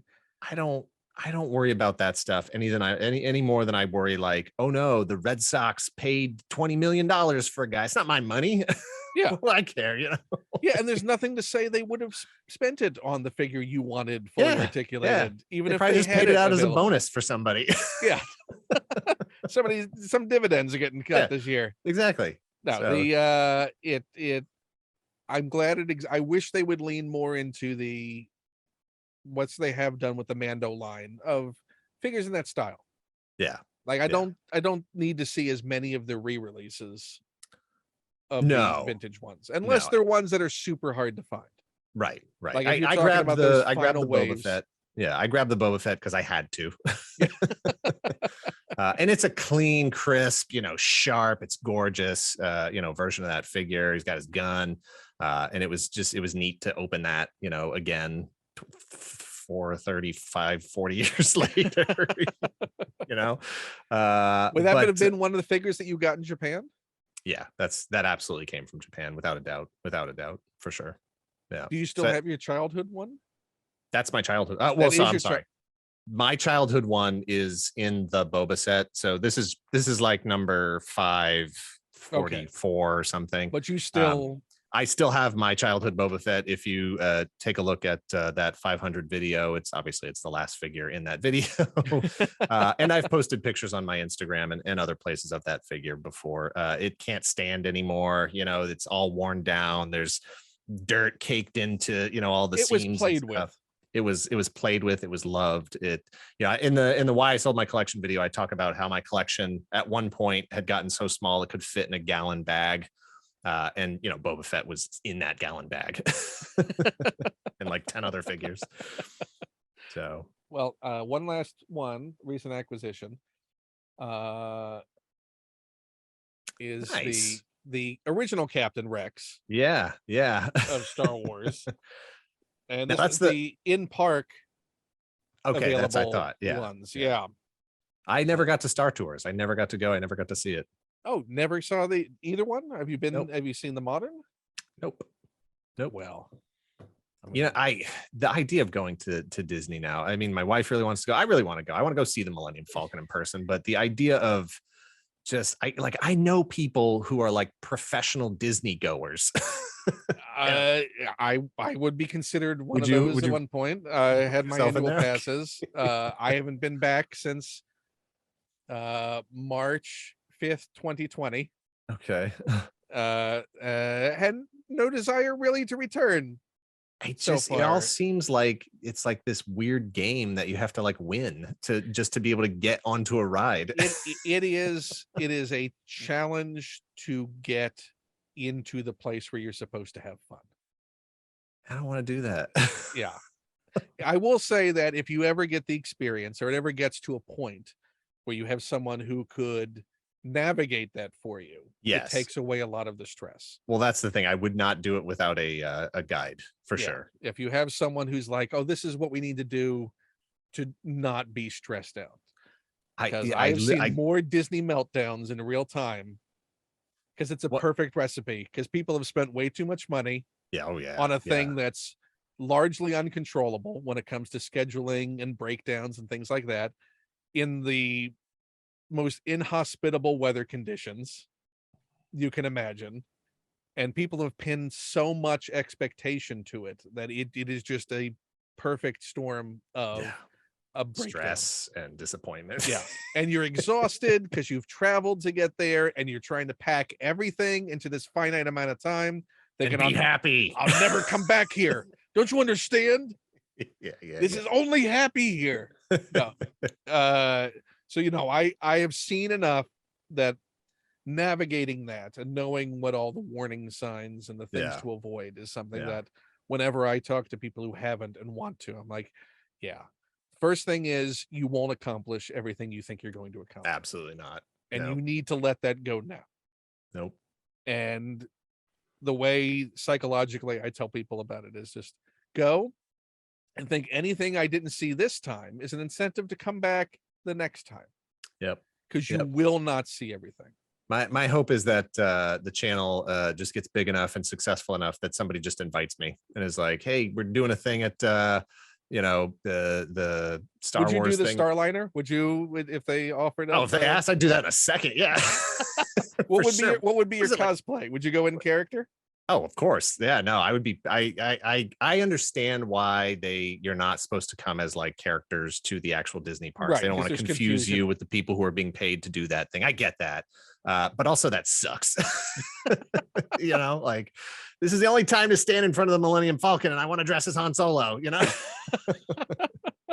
Well, I forgot what the term for it is, but there's the act of wearing normal clothes that are close enough in style. Yeah, right. That they would pass as that, but not be. Yeah, that's what I would do for sure. I think freebounding or something like that. Yeah. There's a word for that, where people have gotten around that loophole of wanting to cosplay in the parks. Yeah, it should just be like a Ren during fair. their Halloween events when you actually are sanctioned to wear costumes. Yeah. You expect it to be like a Ren fair where you can just go nuts, Yeah, which pretty much the Harry Potter parks are. So, there's Universal allows you to do that a lot more than Disney does. Yeah. But Disney is clearly geared towards, you don't want a young kid walking up to some random stranger dressed as Luke Skywalker. No. And no matter how good they are. Yeah, no, you just don't want to open the door to any confusion on that. I get that. But I would recommend, I think you would have a grand time if it were done right. But otherwise, avoid it. Exactly. Don't do it if it's going to be stressful. Last question for you. you know, you've talked a bit in the past about holy grail items, but those are things that exist. If you had the ability for them to create, to produce one thing that you want that they have not yet, maybe something they did and they haven't done it again, what would you want From Star Wars. from Star Wars? Then, you know, Yeah, it then I'll would, ask you the broader question of any sort of toy line. from Star Wars, it would be following up on what I said a few minutes ago. That would just be like, give me more stuff in that Kenner Colors theme for Boba Fett. You know, the vintage collection came out with an incredible Boba Fett figure last year. There's a variant for that as well. The first release doesn't have his little hash marks on his armor. The second release has the little hash marks on his armor, the like sculpted marks. And I just don't understand why they aren't like, let's throw that out in Kenner Colors too. Why not? The mold's there. Just get some more use out of the mold. So I would lobby for anything with those Kenner Colors on it. Just because that's my Boba Fett. That's my action figure love and my action figure experience. And I just want to see more of that in there. You know, as soon as Hot Toys announced that Kenner Colors Boba Fett, bought it just without even question. I don't even care if it's a good figure. It is. It's a great figure. I love it. I waffle. I really, it's expensive, you know, and the box is awesome. I kept that box, even though I don't keep boxes. Those higher end things, I'll keep the box just in case I do decide to resell it at some point. Right. Masterpiece Transformers, those kinds of things, because they generally retain their resale value. Yeah, and so import figures, I always keep those. You know, Mafex Boba Fett, I still have this box just in case I decide to sell it.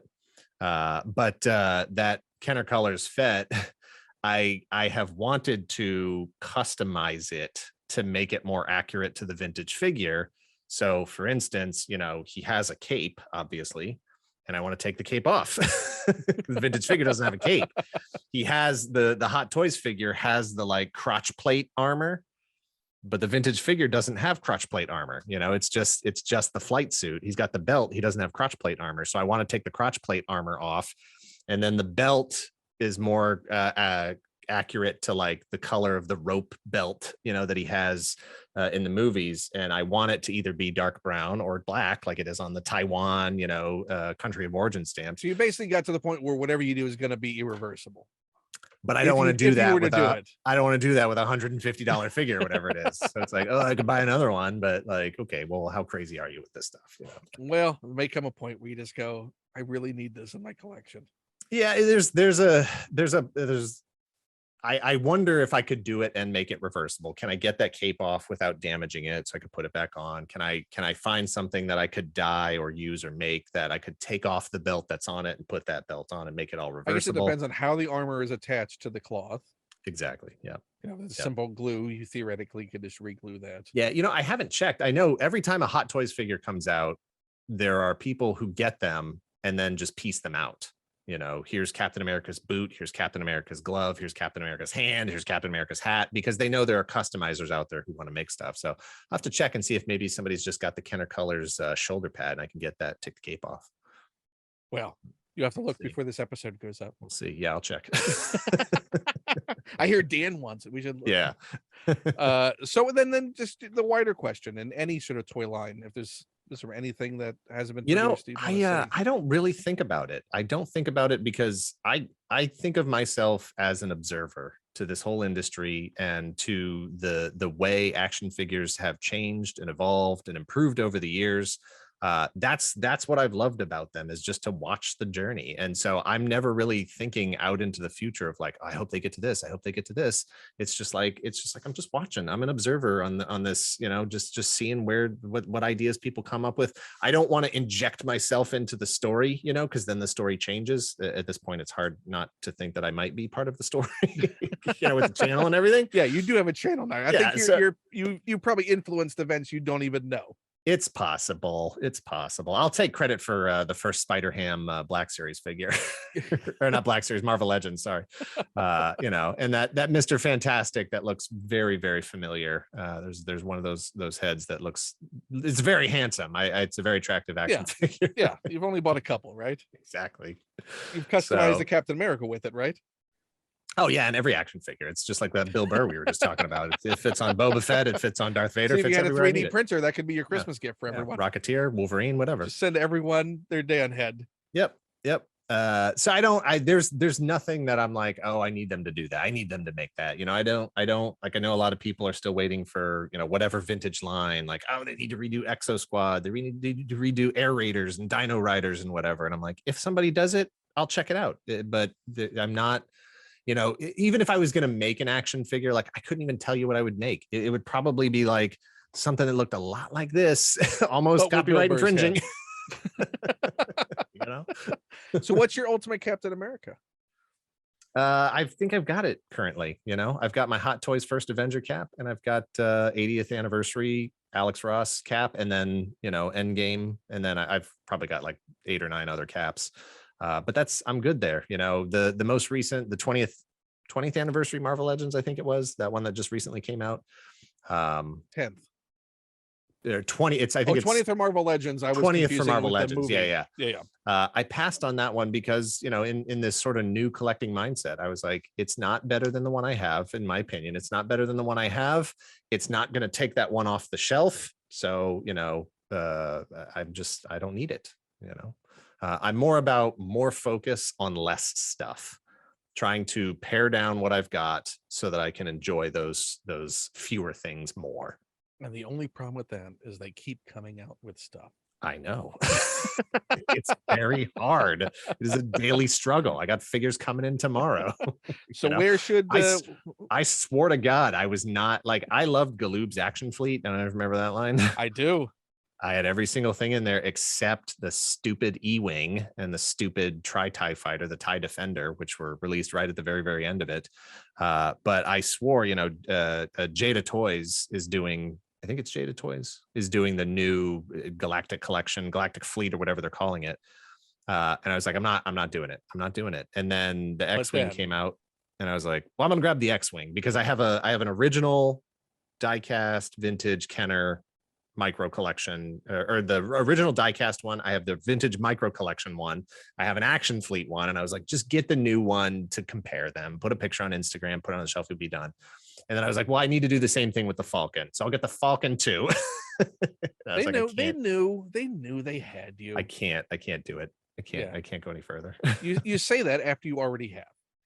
If the only other one I'll grab that I can think of off the top of my head, because they're doing, Boba Fett's ship, and I'm like, I'm not doing it. I'm not getting Boba Fett's ship. I have no attachment to a ship. It's just the Kenner version of the figure or other action figures. But if they do the Ghost from Rebels, I'll get the Ghost for sure. Which we've never seen in any form, right?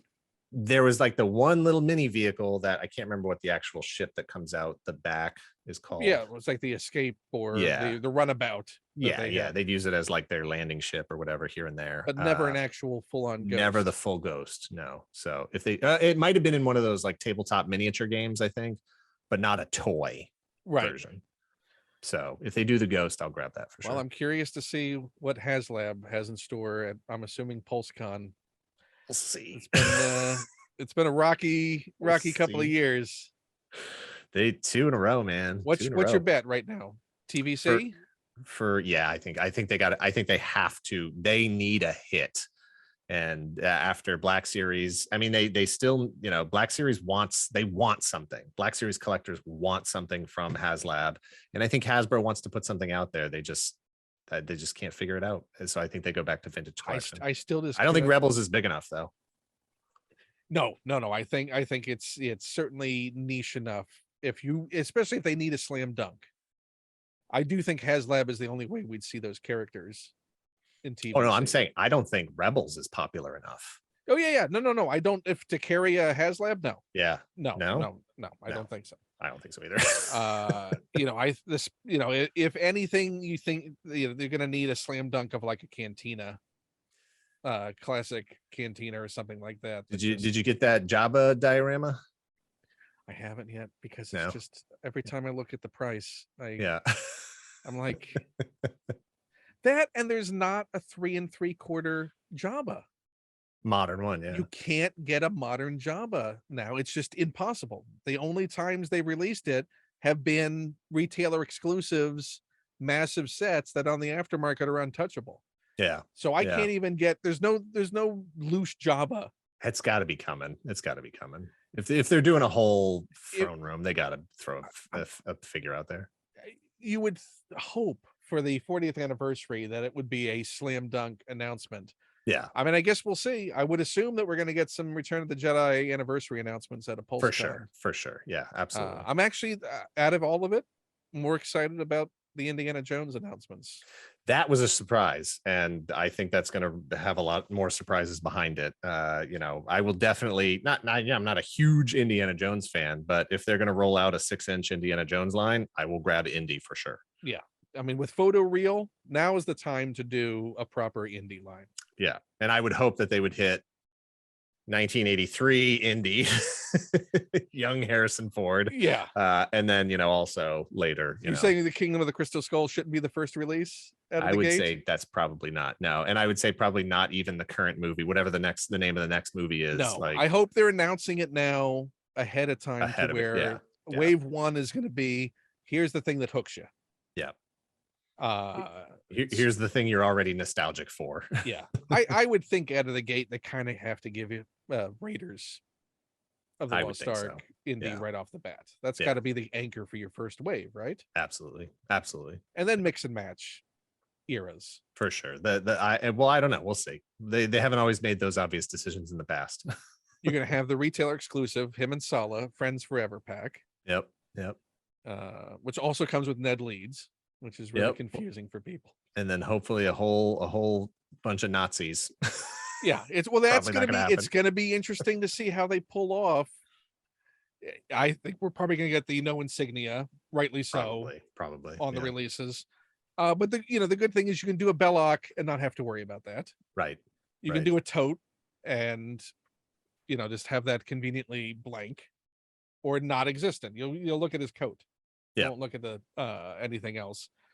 But I'm curious to see if are they going to do a TVC 3 3/4 scale line? Are they going to do? We'll see. I still have a bunch from the last 3 3/4 inch. I think Which Hasbro did those. Horrible.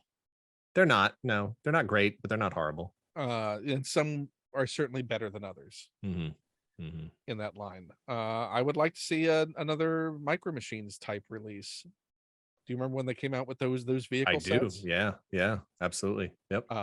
So I'm all down. I'm curious to see, but yeah, all I want out of Return of the Jedi, honestly, is a Jamba and a Max Rebo band set. It's been a while. Finally get, because we've never seen new sculpts of those beyond Power of the Force 2. Yeah. Yeah. So that I gotta think is coming. I gotta believe they're not gonna mess around with that. With honest, I don't so much get excited about what may come out as I fear who the retailer exclusive will be the ones that get those things. Yeah, I'm tired of that game. That's the frustration. I'm tired of that game. I mean, I don't wanna play anymore. Yeah, I mean, staring at so many things, you're like, when did that ever go up for sale? And now it's untouchable. Yeah. And the fact that I can rotate among which of the retailers I dislike the most. Yeah, I get it. I understand the business. I know how it works, but that doesn't make it suck any less. Yeah, I just don't understand, if the demand is there, why not make the money? Like, why are these things so hard to find? But this is a deeper conversation we can have. It's a bigger conversation for sure. Have at some point. Where should people find you outside of the YouTube channel, which everyone should go to and subscribe because it's wonderful? Definitely, if you can, check out our patreon.com/toygalaxy. We do a lot of behind the scenes stuff, additional content back there. I've been republishing some of my old indie comics that I used to make. We do ad-free versions of the episodes. That's a $2 minimum buy-in to get in there.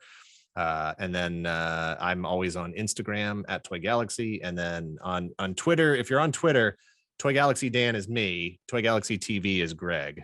Don't talk to him about toys. He doesn't care. Don't talk to me about horror movies. I don't care.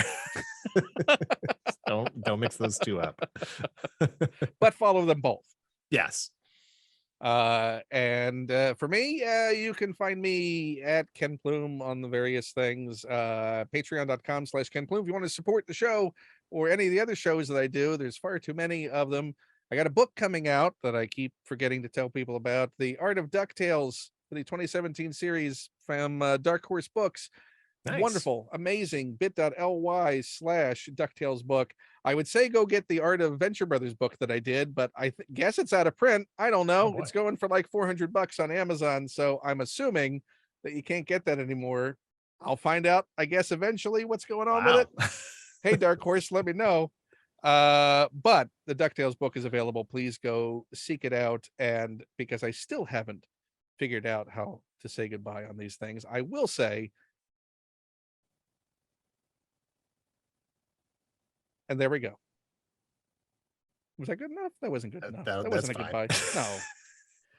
Dan, you say goodbye. You're better at it. You say goodbye on all your things. Put up a graphic that just says signal interruption.